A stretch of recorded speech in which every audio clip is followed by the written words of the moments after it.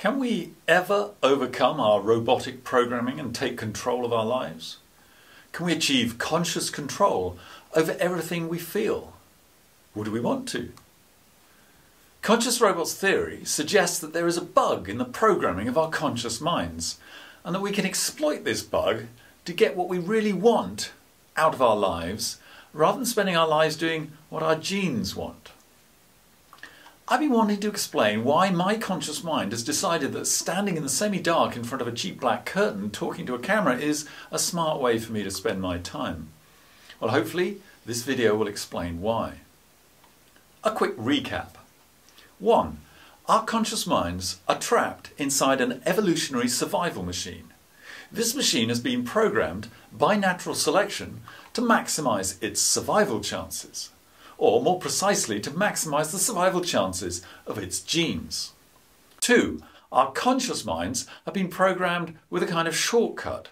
Rather than being consciously aware that every decision we make is for the benefit of our genes, we are actually only aware of the desire to maximize how good we feel. And that's why we believe that we can do what we want with our lives, and therefore that we have free will. The trouble is, the whole "we are free to do what we want" idea relies on the assumption that how good we feel is an automatic result of things that happen in the world around us. For example, our instinct tells us that if we have a nice house, a loving family, and a reasonable amount of money, we'll live happily ever after. But when we look deeper, we realize that happiness isn't an automatic result. Happiness is actually an algorithm that our genes use to control our conscious choices. And unfortunately, 3, our genes don't want us to be happy. All they care about is that we are always motivated to improve their survival chances, regardless of how great those survival chances already are. And the way the algorithm achieves this is to keep returning our happiness levels to a kind of neutral, not particularly happy, not particularly unhappy position, which allows the algorithm to easily control our conscious choices in any situation. We can easily be made to feel good when our genetic survival chances increase, and we can easily be made to feel bad when our genetic survival chances decrease, thus keeping us continuously focused on improving our situation, however well we are already. Thus keeping us continuously focused on improving our situation, however well we're already doing in the real world. And that's why we're no happier than our great-great-grandparents, who had none of the things we assume are essential to our happiness today, like mobile phones, air conditioning, and hot showers. Okay, so here's the key point. Given that our conscious minds are programmed to try to live happily ever after, and that the genetic algorithm that actually controls how happy we are is programmed never to allow us to live happily ever after, at some point our conscious minds are going to realize that the best way to achieve their programmed objective is to stop trying to control the world around us and instead start trying to take control of the world inside our heads by taking direct control of the algorithm that controls how good we feel. In other words, to exploit the bug in the programming of the conscious mind. Let's look at a real-world example of how this could already be happening. You might have heard that Elon Musk is trying to fly to Mars, which is an awfully long way for him to go to convince his own brain to make him feel good. Sure, when he finally gets there, he will indeed feel an enormous amount of happiness and achievement, but only for about a week. And then his happiness algorithm, which is working for his genes, remember, will say to him, okay, well that was nice, now if you want to feel that good again, you're going to have to get us to Jupiter. Now, here's my theory.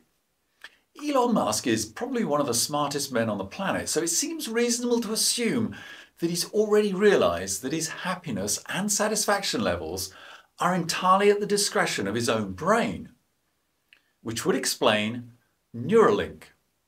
Neuralink is another of Elon's companies. Ostensibly, its purpose is to help humans with spinal injuries regain conscious control over their limbs. But I think that's just a feel-good smokescreen.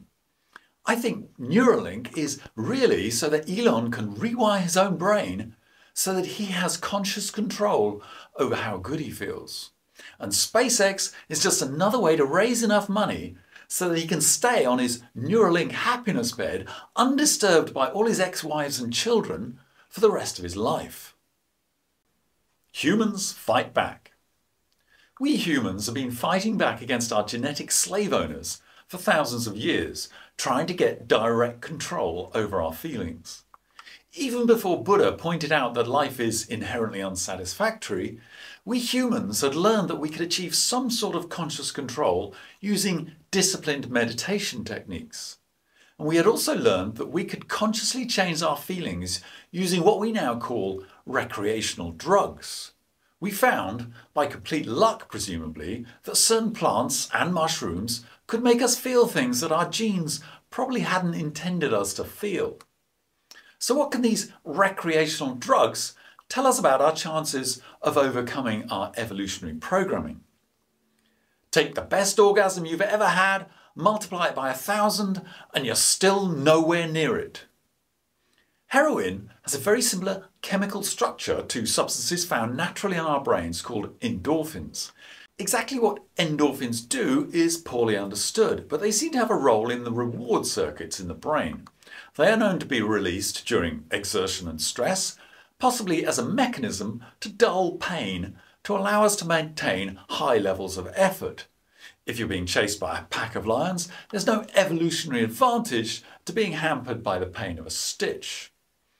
Endorphins are also thought to be responsible for the feelings of euphoria, often referred to as runner's high, experienced during intense exercise.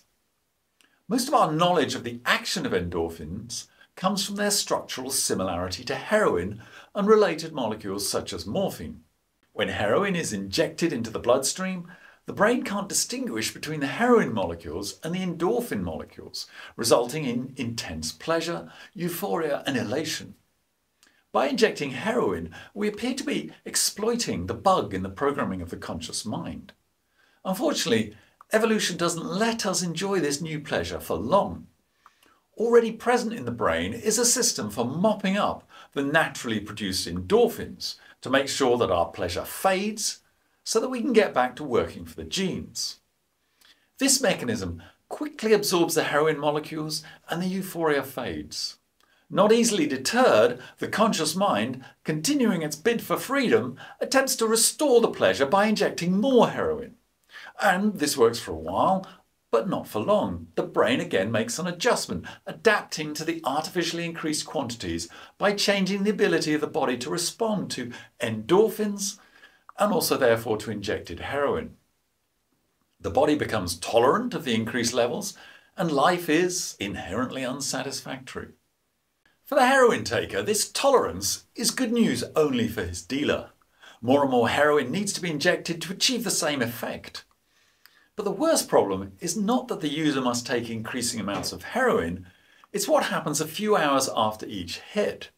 The body has become tolerant not only to heroin, but also to the naturally occurring endorphins. All the minor aches and pains that are normally dulled by endorphins are now free to persecute the conscious mind unchecked. The user begins to withdraw and starts to feel lousy. He's become tolerant of his own endorphins, and there's no heroin left to counter the effect.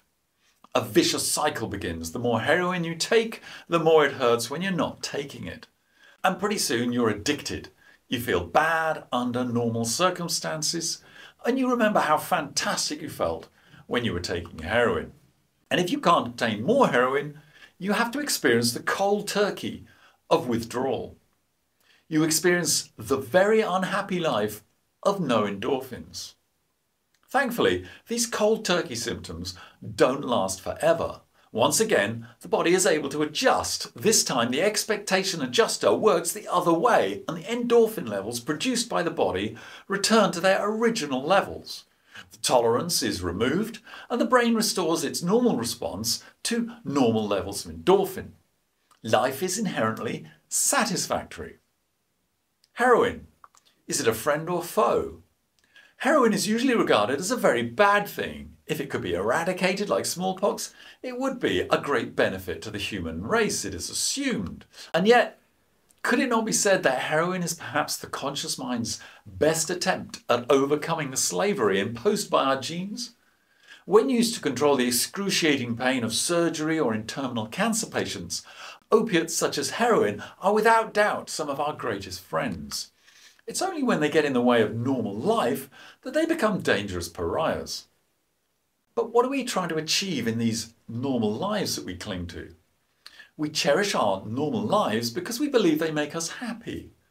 But what if we could live just as long lives, but instead of experiencing the fear, disappointment, sadness and boredom of normal life, we could experience the highs of heroin all the time?